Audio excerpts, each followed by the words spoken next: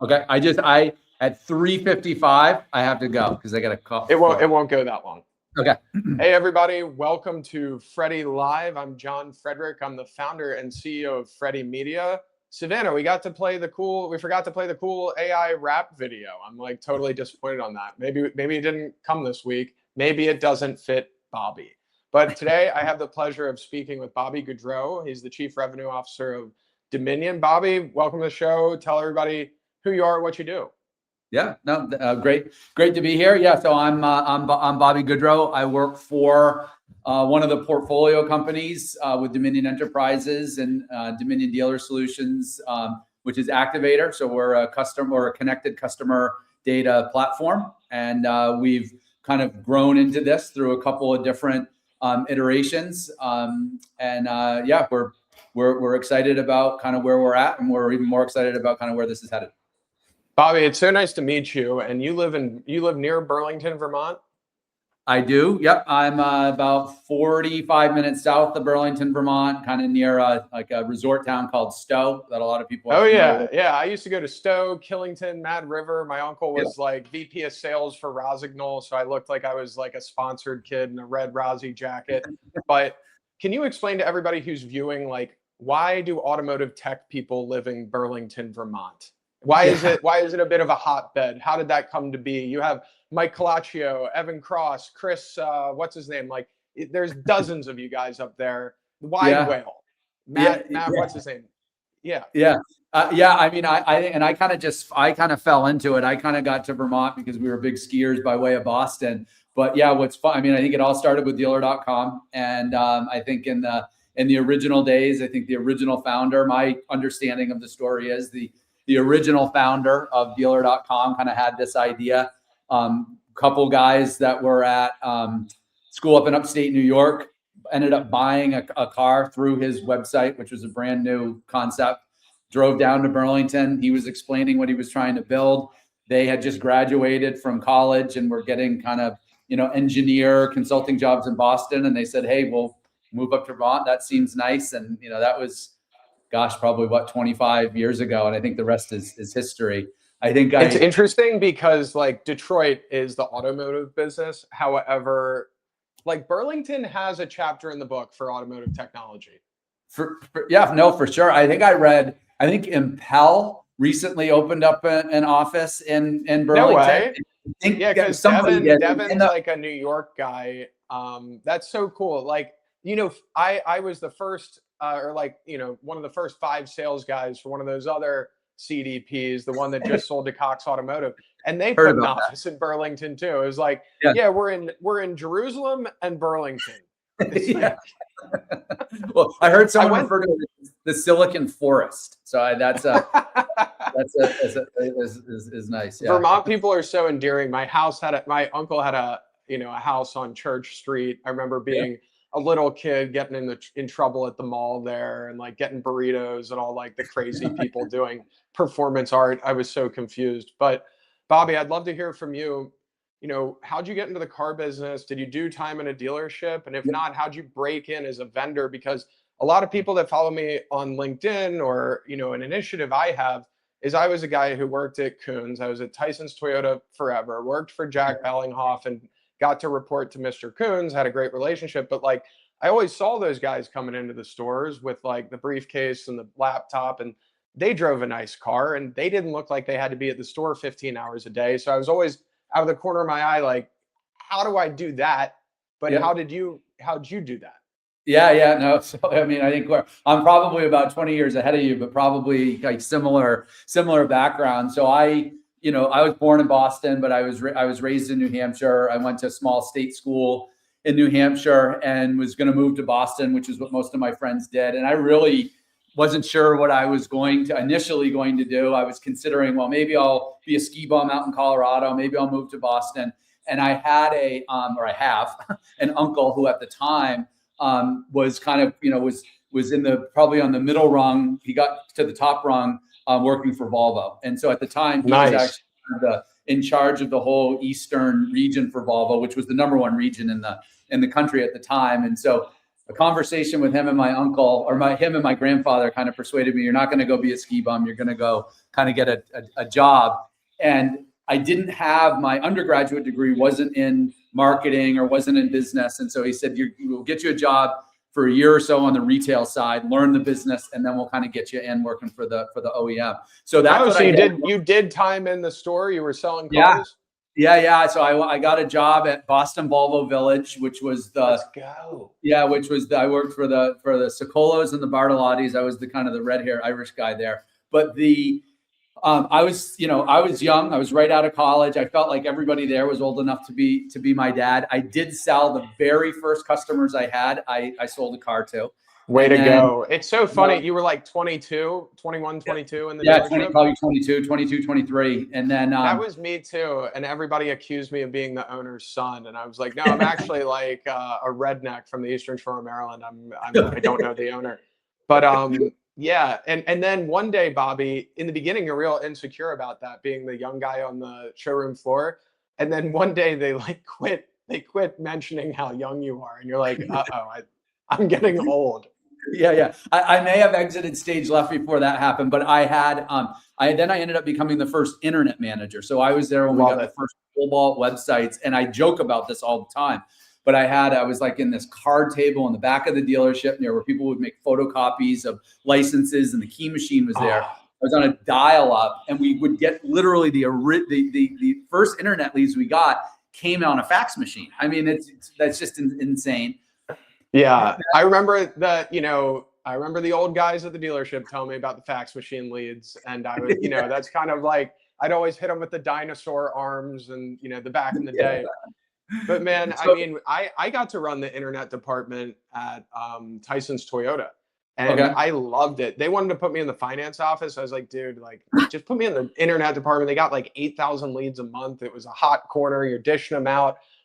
All the salesmen were immigrants, like literally just got to the country. So like our biggest challenge was spelling and like making sure that the emails got out and the phone calls were handled correctly.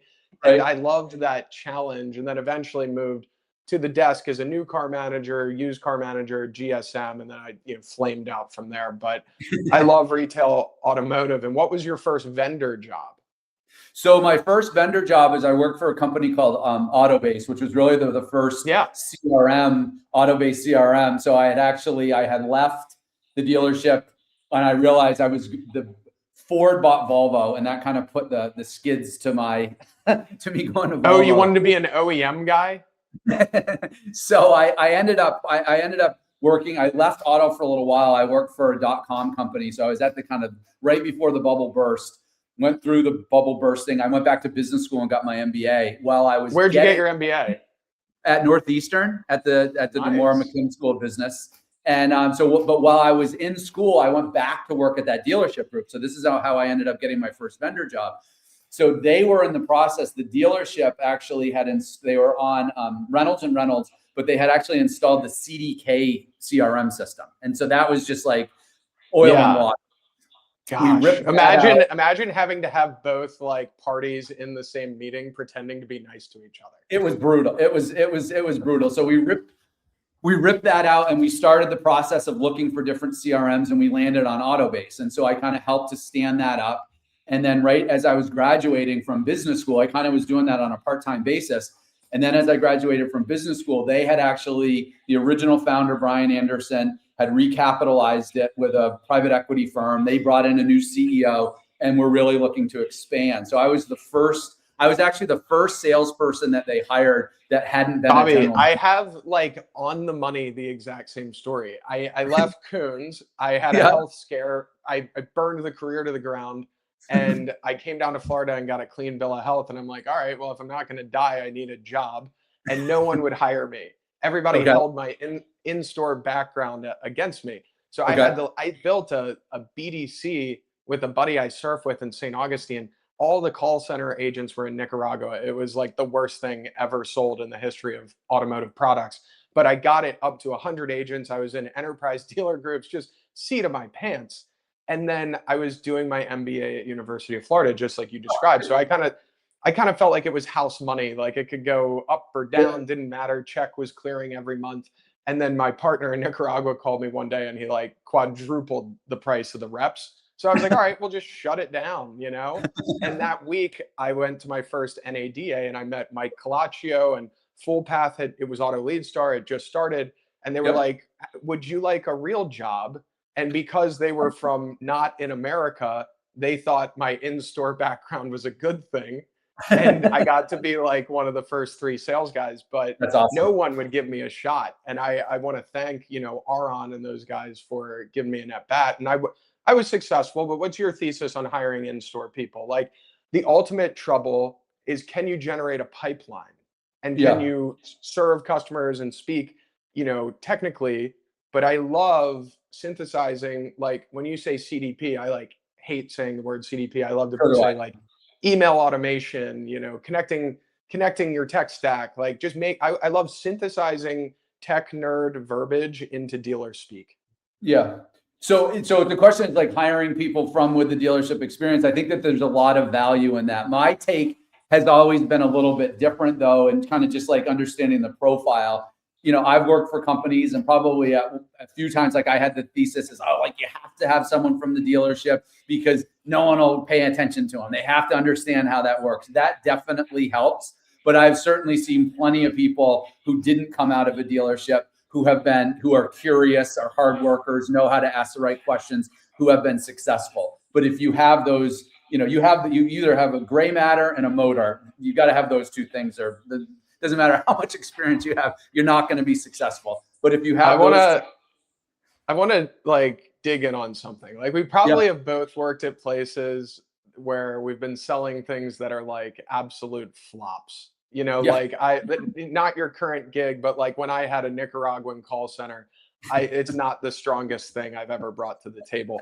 But then every once in a while you sell something that's hot. Like I was the guy that started the go-to-market for Car Dealership Guy, Bobby. My first 3 phone calls, I made so much money. Like I'm not allowed to say it was like the best. And you know, like you went out on your own from there. Yeah, tell me about like what it's like when you're selling something that's tough. And then have you ever sold something that's just like white hot and like every phone call's going down and like, you know, over the course of your career you're going to have a mix of everything. Yeah. But like tell me about selling something tough, how you handled that. Tell me about selling something that was hot and how you optimize that. Yeah. So, I mean, I think actually, I mean, Autobase is probably that's a great example because to kind of see that trajectory of it is, you know, in the early days, and I had New England as a territory, and I was figuring it out as I went along, and there wasn't much of a process in place. There wasn't a lot of structure. I was driving 60,000 miles a year all over the place. I felt busy, but I really wasn't getting anything done. And you walk into these dealerships and no one had computers on their desks those days. You know, luckily maybe you were lucky if there was a phone. And I still think they shouldn't have computers on their desk because they just turn and show the inventory. They're so lazy. Yeah. They're like, we got a white one. Yeah. Yeah. And, you know, so I just started asking about like, you know, hey, are you familiar about CRM? And I mean, literal people like CRM, like it was a foreign concept. And then, I wish I was there. Well, I wish I was there. That first year was tough, and then the second year it started to pick up some steam. And you know, one of the things in that I was there for about 4 years, and towards the end of my second year, I closed a similar scenario, right? You kind of helped to launch Freddie Media. I closed a huge deal with the Herb Chambers organization, which was let's go. By far the biggest dealer in New England and probably a household name for people that don't even live in New England, that took a year to close that deal. And as soon as that was done, that also hit right at the right time when now everyone was starting to shop for CRMs. And that was that white hot. And then like when you go to the next guy and you're like, dude, I just closed Herb Chambers on this. Like that's so awesome, isn't it? Sometimes I didn't even. I was getting calls coming in for a period of time saying, hey, we know that they just bought this. This is good enough for us. Like we're ready to go. And then so Bobby, on the other hand, have you ever had to approach people with just a stinker and like how has that been? Yeah, well, that's not as fun. Yeah, I mean, I think certainly, throughout my career, I've worked for, which I always say is the good and bad, right? I've kind of worked for six or seven companies. I worked for a company called IMN twice, and there was a period of time at IMN. I wouldn't call it a stinker, but we were selling that during the economic crisis, right? And we Oh went through yeah. a time where it was easy, it was new, it was fresh. We never got any cancellations, to then all of a sudden overnight it was just we couldn't even keep track of what was going on in terms of the cancellations coming in. So during that like 07 to 11 era, did you like consider leaving the car business? Were you like, whoa, did it feel like working in mortgages?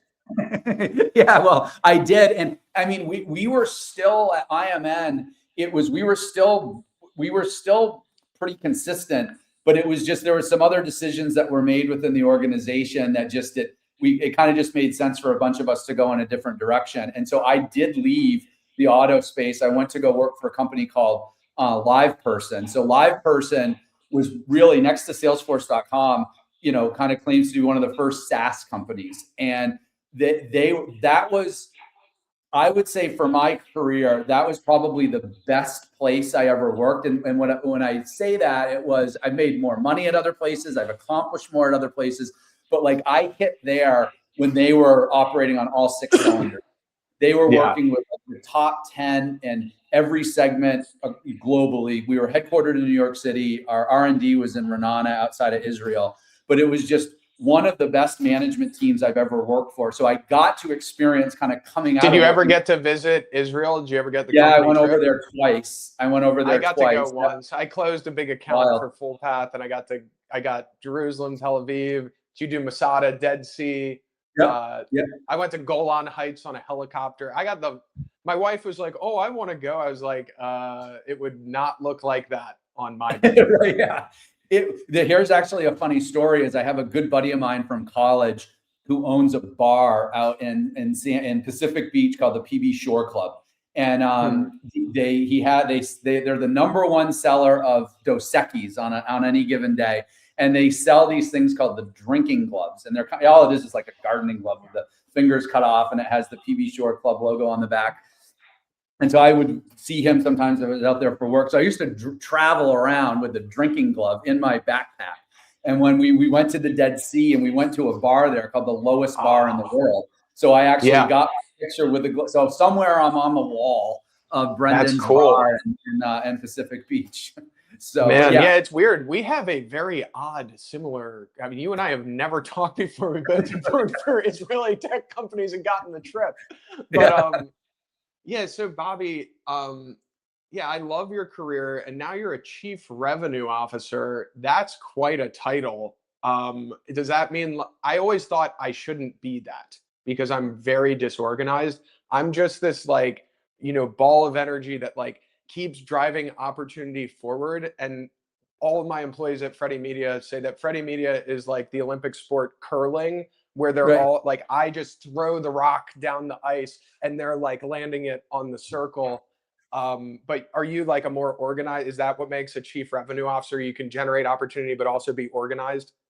Well, maybe. So in fairness, I think my official title there is, I think I'm head of sales, but I have been a chief revenue officer. But in my day-to-day at Dominion, it's very similar. And it was actually, I was talking to someone the other day, and they're like, what is a chief revenue officer? And I think people kind of just started throwing that term around a while ago. Yeah. But really, I mean, it is the, things have changed a lot. My boss that I have right now at Dominion is one of the best guys I've ever worked for.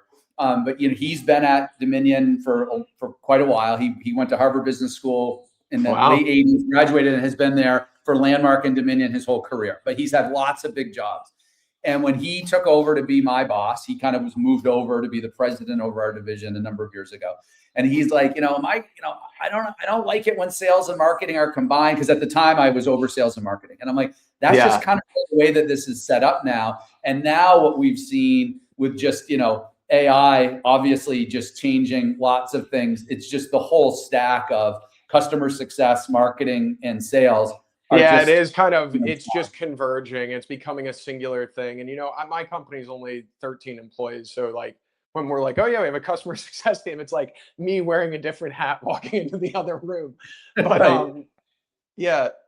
So I do want to talk to you about, data. Like you and I have both played the CDP game, and I think I Yeah. was like, I had to have been the first guy to ever cold call a CDP. I know I was, and I was Good. good at cold calling. Like I could cold call and sell a deal. I was talking to Elijah Surratt this week, and he's like, we've never implemented a product that's been cold called. I was like, dude, I could cold call you. Like I know I could.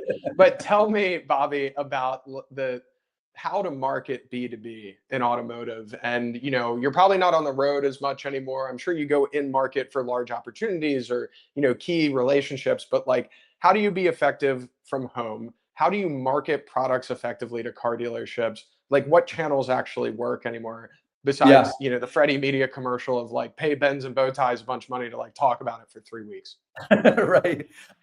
No, I mean, I'm kind of right in the mix of that right now, and actually just did get off the road where we're a part of that new vendor 20 group that's out there. So we had those meetings last week out in Kentucky, and then I was just out at With the Pash. David? Yeah. So we're in 20 group. We're in group 4. And David so that's posted that he's going to Australia, and I tagged all the Australian guys on that post that I trained last year with Russ. I was like, I feel like I'm an honorary Australian. I went there for 1 week. Right. Yeah. That's a great. We've been part of that for about a year. It's a great group. And then I was out in Scottsdale at the Pash show. Oh, how was the Pash event? That was, what was cool about working for Full Path? They often, like couldn't make an event due to travel or whatever. Sure. And then I'd be like low man on the totem pole, but Aron would call me and be like, you're speaking. So like Yeah. I'd get to go speak on stage at Pash or Kane or, David Yeah. Kane was the first one to ever let me speak at an event. So shout out David. He's always been super nice to me. But Well, how are those events? Like people we have in common, because I started speaking at at his second event a long time ago. It was probably 18 years Bobby, ago. will you be my mentor? So I'm actually talking to him later this week. So the question though was like marketing B2B, and Yeah. just over so where we're at right now, we've made a little bit of a pivot. So I'll just give this context on what we've done different. Is we made a little bit of a pivot where, again, Full Path, kudos to them. And I think even when we want to figure out like, who do we compete with? Where do we fit in this space? And I think there were so many companies that, didn't know what a CDP was, and they were just lopping it off on the end of their name. And there was a lot of confusion. And I think, I don't think there were probably even some bad actors out there that were saying they did things. And there was just it was a little bit like digital retail a number of years ago, right? Yeah. We decided we believe that we do something a little different and better when it just comes to kind of collecting the foundational You mean like a data lake? Like you're good at putting a data lake together? Even before it gets there, right? So I think everyone skips, and this isn't a pitch, I'm getting to the B2B part that you asked about. But what we kind of stumbled on is it's our ability to go in and actually find and group all of the records in a DMS and all. And then where is it's just coming from the DMS, or are you pulling in CRM and like CRM now too? What are our vectors, Bobby? Where are we pulling data? Yeah, so we're going to build a foundation before we do anything. So take a step back, right? A CDP, right? Like, what does a CDP do? Google it, right? It does 4 things. It collects, it organizes, it unifies, and it activates data. And I think what happened in our space is everybody kind of got data, and then they just jumped right to the activation stage, and everyone kind of skipped the organization piece, right? And so it's the equivalent of handing someone the phone book. Exactly. I mean, and I mean, again, there's so much focus, as it should be, on digital audiences and just a lot of unknown probabilistic stuff there. You can kind of get away with it. But what we focused on is saying we're gonna start at the beginning and say before we're gonna unify or activate any audiences, we're gonna create truly a customer golden record, right? So we get on that. Do you guys, because like I've always been a big believer of the unified customer, like single. That's who he is. That's all the service appointments, the calls he's ever made, the emails he's ever sent. Do you keep track of the eligibility to be contacted granularly? So like that person has contacted us. So in California, like you're only allowed to contact him for 30 minutes after he submits a lead, and then it's like illegal to talk to him ever again. Do you have that straightened out? Like Florida, you can call him forever, but like, Right. do you have that straightened out on the customer record? So so we're working towards that, because as we're continuing to pull in data now, so we nailed it and perfected it with organizing that data in the DMS. Now we're figuring out how to get that information in from multiple CRMs, and that just adds a whole nother layer on it. So the big here's my thesis, because like I started doing B2B marketing for all the vibe coding platforms before they started. I remember I got a call number from India, and he was, it was the CEO of Emergent. It's like now Google's biggest venture investment. But he was like, I need influencers to talk about this thing. And I was like, what is it? He's like, you just talk to it. It builds an application. You like don't have to know how to do things. And that's knowing how to do things is always what held me back. I'm just a loquacious sales guy. So like I was like, yeah, but it like sucks, right? Like the thing you build doesn't work. And he's like, no, it totally works, and it hosts and it does the whole thing. And he's like, I'll give you $5,000 worth of credits, right? And I signed all the influencers up to promote it. I got to invest in it all. I touch all the parts when I have an opportunity in front of me. And then my wife said I didn't talk to her for 2 weeks. It was like discovering fire. But in our industry, the ability to innovate from like this kind of industry acumen. I'm going to plug the Freddie Media newsletter. This week, I wrote a newsletter called Your Industry Expertise is Now a Technical Skill. Because the frontline employees, the people who are winning the vibe coding contests, are attorneys building contracts or like contract evaluation tools. My stepbrother up in Charleston, he's a real estate developer. Him and I spent last night taking how he evaluates a deal to invest in and built like a Claude model. And then him and I were going to pitch our buddy from Baltimore and try and get him to pay $5,000 for the thing we built last night in like 2 hours. So, like this kind of ground up innovation exists in every other industry, and it's totally accessible. And I'm trying to be the guy that's driving that, front user, salesperson, general manager, the person with the acumen. I want to teach them how to build. And I've got a whole thesis on how I'm going to do that. And I have a few at bats where I think I may be the guy doing it. Okay. But the rubber meets the road at the data access and the security and the hardening. And I have a thesis on how I'm going to do that too. But like, could CDP platforms be the companies that enable that environment of allowing the innovation of the frontline employee of a car dealership to basically bubble up innovation, at which point it's hardened and developed elsewhere? But like, would you let people plug into what you're building?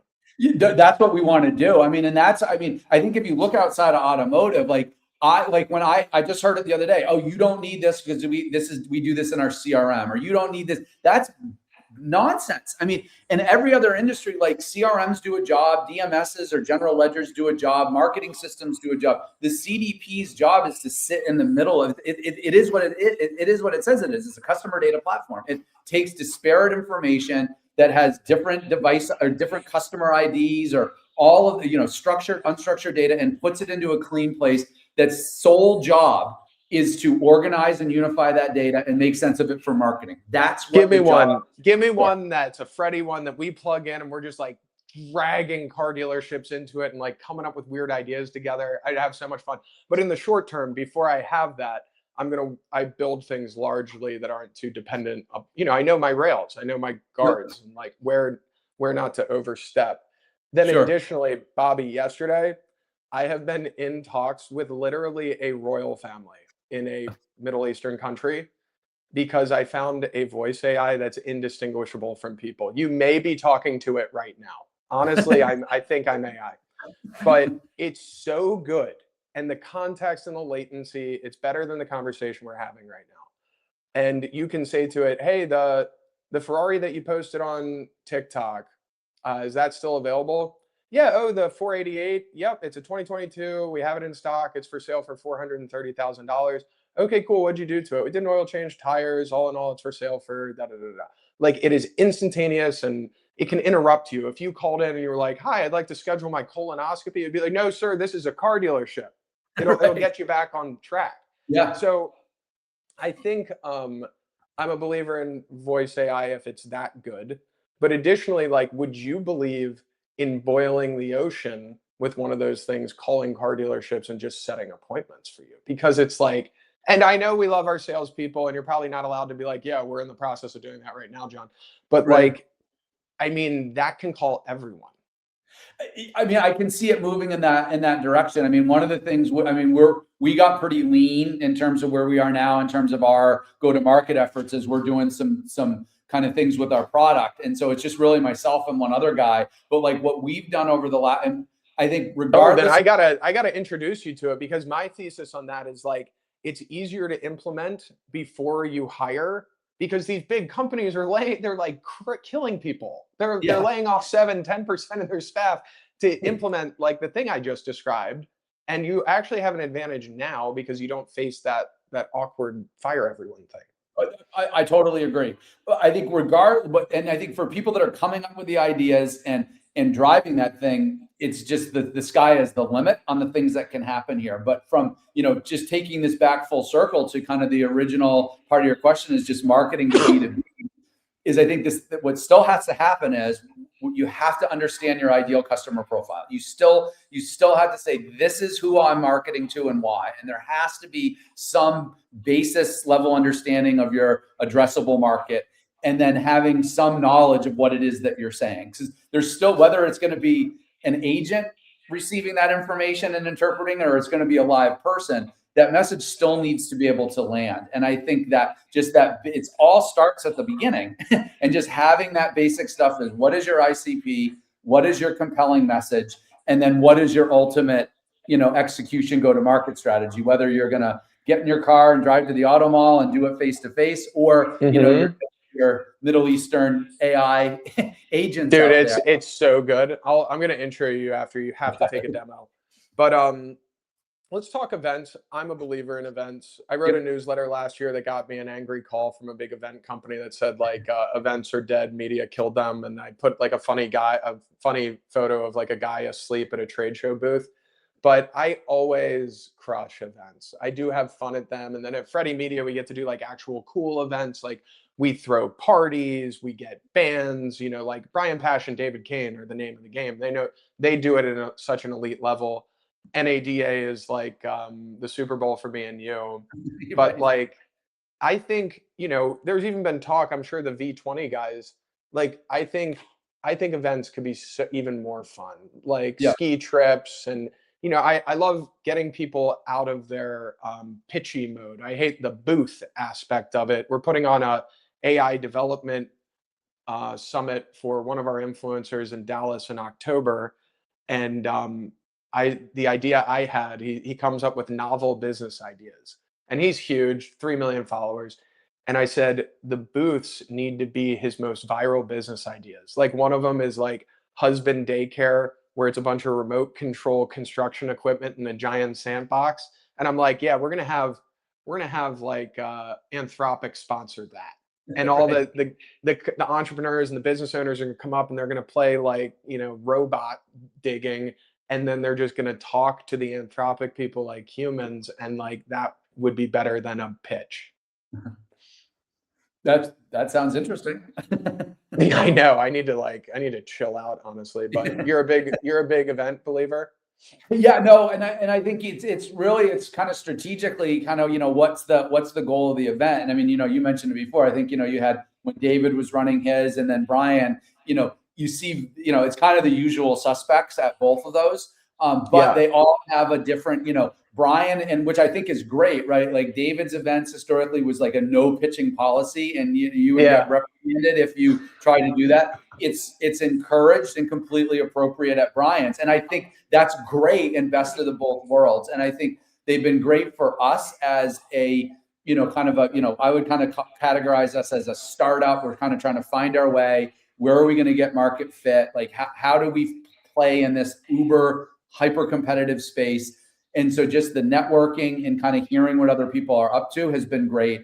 And it's, you were probably, maybe at the tail end of like and I know Digital Dealer is still around, and I'm not. First event I ever went to. Days, that was like the only, I remember people were like, Digital Dealer is going to put NADA out of business. And then then it kind of just got so watered down, and like anyone that could fog a mirror was, talking, and like there'd be two people that would be there, and they were probably the two people that person worked with. It just, it kind of, it got I long. heard two of the best speeches I've ever heard in the automotive industry at Digital Dealer. One was Pete Peterson. I don't know if you remember him, entrepreneur from Tampa.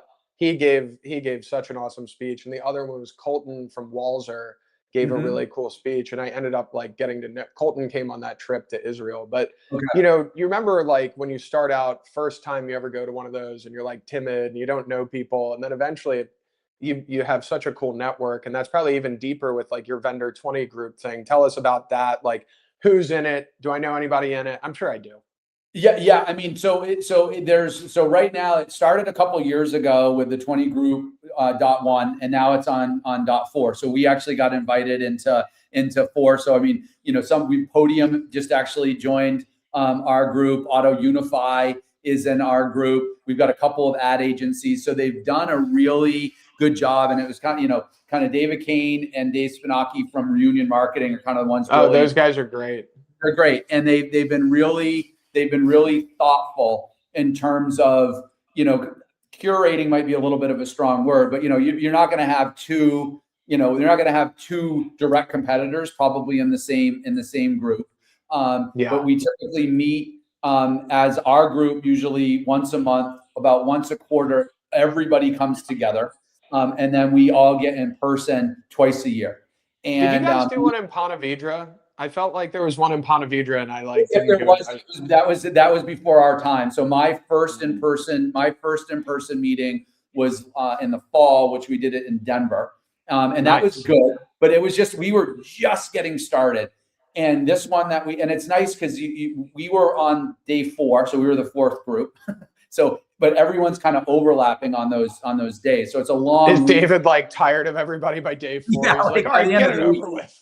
Yeah. And he was in his hometown of Lexington. So I think that was easier for him this time, is where we had it. We're getting together in the fall, which is going to be in Scottsdale. So we go to some nice locations, and there's a lowercase b boondoggle around it where, people went to the horse races. They'll do something. I was going to say, did you ever do the Kentucky Castle, and what's the name of that horse track David takes you to? Keeneland. Keeneland. Yeah. So, I ran into some travel issues getting in, so I wasn't able to make Keeneland. But in past events that David did at the Kane and Friends, people went to I've been to the Castle, I've been to Keeneland before, so it's Keeneland rules. Keeneland is like hallowed ground.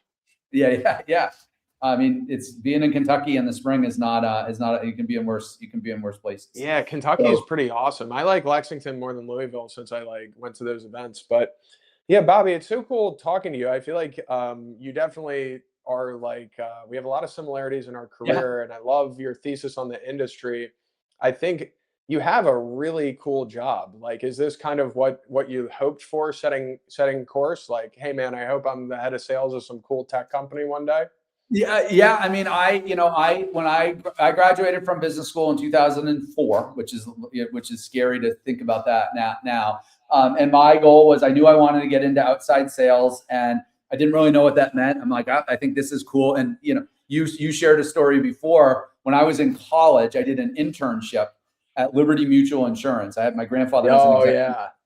So I did this internship, and I was an occupational safety major for undergrad. I didn't put a lot of thought into that, but I did this internship where I realized, it's just sitting in this cube all day, that the people that I worked with, they spent more time figuring out how not to do their jobs. And I thought you were going to say what to order for lunch.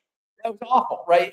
But the business sales guy, right, that was selling the big commercial insurance, he drove the Lexus. He kind of came and went. He had the cool office. I'm like, I think I'd rather be that guy than these miserable people that I'm. You're so lucky to see that at 19 years old, where you're like, yeah. So that was how I decided, I think I want to get into sales. And I was really lucky that a number of the companies that I worked at when I got into technology, I was just early days. Like, I was early days at Autobase. I was early days at IMN. I was early days at DealerRater. So I got a chance to be on the kind of the forefront as these companies were kind of carving out a spot. But I always knew I wanted to be in technology, and I had set a goal for myself that I want to be a VP of sales by the time I'm 40. Don't know why I picked, Nice. and I was able to, I mean, I've been in kind of that Dude, sales leadership role for a while, but yeah, this is what I always that's wanted to great. do. And then would you agree that, when you entered automotive, maybe less so tech, on the tech vendor side, it was always kind of like a second tier thing. Like you and I, we weren't working at Google or No. Facebook, right? But then don't you feel like all the world's smartest people have kind of like discovered this thing, and like the amount of effort and quality of people that are like just going at it every day to compete in automotive vendor technology. Like I have no shame in the industry we're in. In fact, I'd put it up against anything. I think that like there's extremely bright people solving problems. I was literally just having that conversation with someone the other day. I mean, like early days, it was like, oh, what do you do? Oh, I work at a car dealership, or I sell to car dealers. And yeah, I don't, and maybe it's now I'm a little bit older and I don't care about those things. But yeah, it's, I like to say I met some of the best people and some of the worst people I've ever in my Yeah. career. Probably 90% has been in and out of either in a dealership or selling technology to a dealership.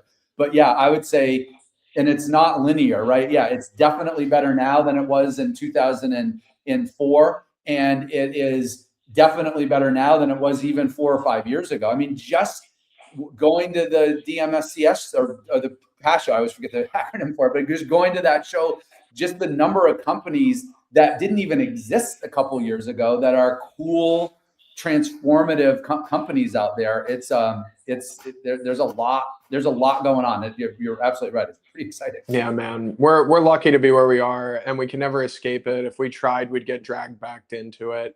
But Bobby, what anything cool on the horizon for Data Activator? You guys got anything cool initiatives coming up?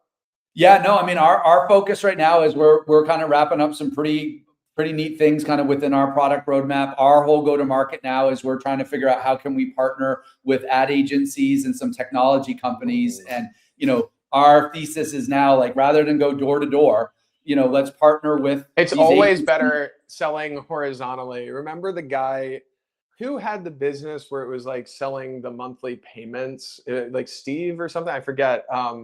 But he used to work for Team Velocity back in the day, and it was like selling the payment technology.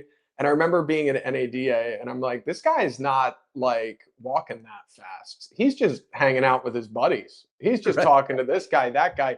And that's why when I saw a car dealership guy, I was like, oh, you get to be in the automotive industry, but you get to be friends with the dealers and sell the vendors. That's so much easier.